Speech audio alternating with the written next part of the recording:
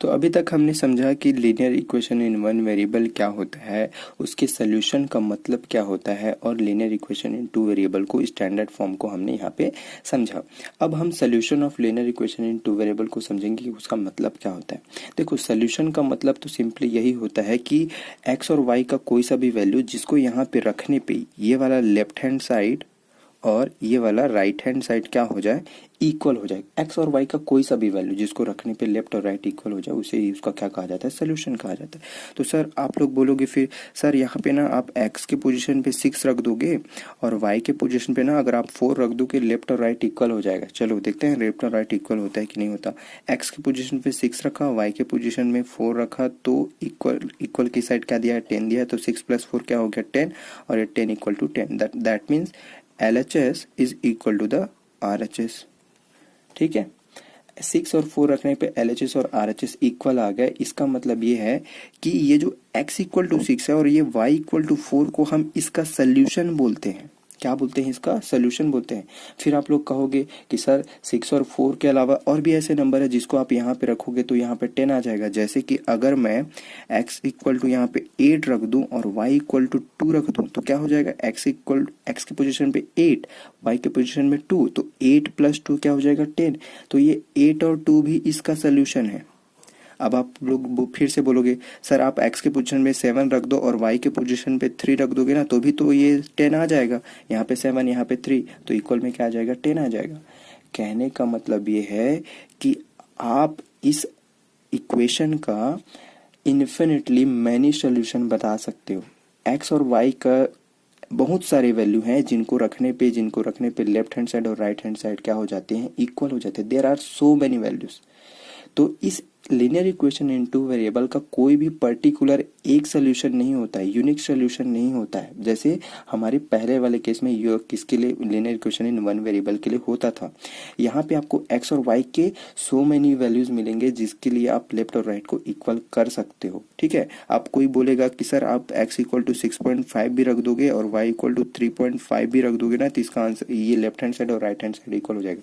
तो ये भी इसका सोल्यूशन है। क्या है, ये भी इसके सोल्यूशन। आप जिंदगी भर तक के ऐसे लिखते रह जाओगे फिर भी इसका पूरा सोल्यूशन नहीं लिख पाओगे, because there are infinitely many solutions of any linear equation in two variable. Linear equation in two variable का इन्फिनिटली मैनी सोल्यूशन होता है। ठीक है,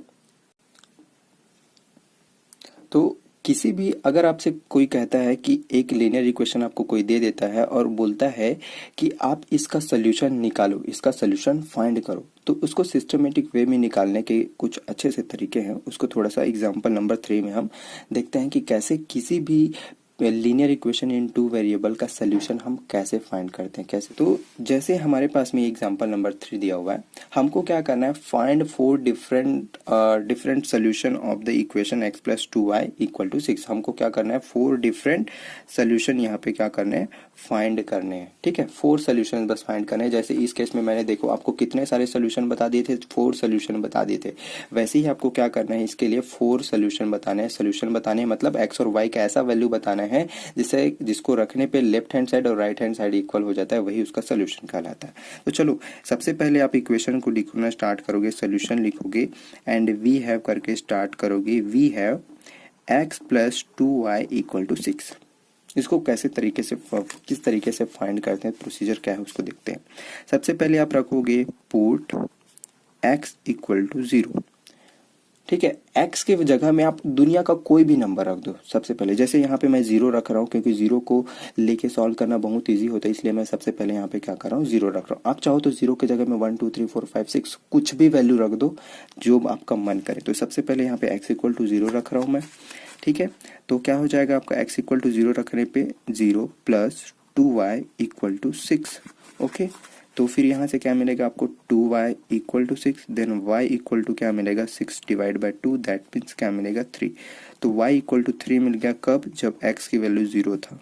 तो x = 0 और y = 3 इसका सोल्यूशन है। x = 0 और y = 3 क्या है, इसका सोल्यूशन। अगर आपको मेरी बात पे यकीन नहीं है तो ये 0 और 3 को यहाँ पे रख के देख लो, लेफ्ट और राइट क्या हो जाएगा, इक्वल हो जाएगा। देख लो रख के, x की पोजीशन पे 0 रखा तो ये तो 0 हो गया, y की पोजीशन पे 3 रखोगे, 3 2 = 6, तो देखो left hand side right hand side के इक्वल हो गया।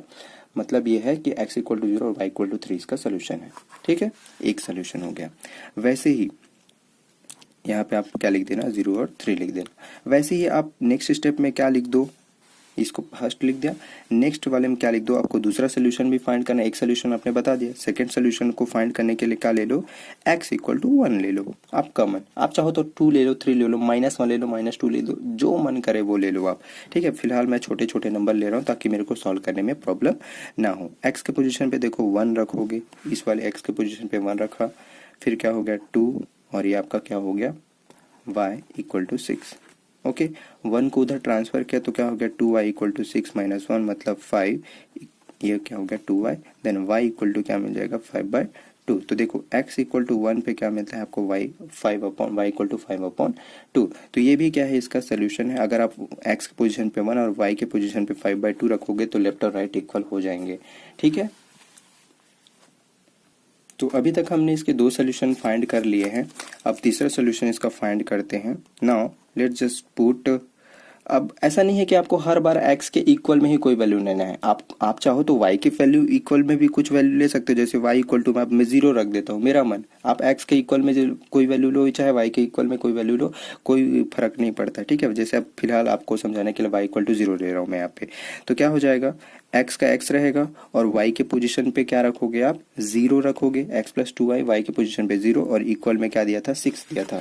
तो देखो 2 का 0 के साथ मल्टीप्लाई होगा तो ये क्या हो जाएगा 0 हो जाएगा। तो क्या मिलेगा x plus 0 equal to 6, then x plus 0 क्या होगा सिर्फ x ही होगा, तो इक्वल में क्या मिलेगा 6। तो देखो ये क्या है, ये भी आपका एक सोल्यूशन है। जब y इक्वल टू 0 रखे तो आपको क्या मिला x इक्वल टू 6 मिला, तो ये भी क्या है इसका एक सोल्यूशन है।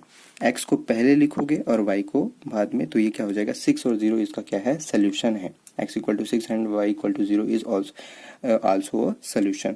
Okay, now once again fourth solution निकालने के लिए मैं क्या कर देता हूँ, यहाँ पे y इक्वल टू 1 रख देता हूँ।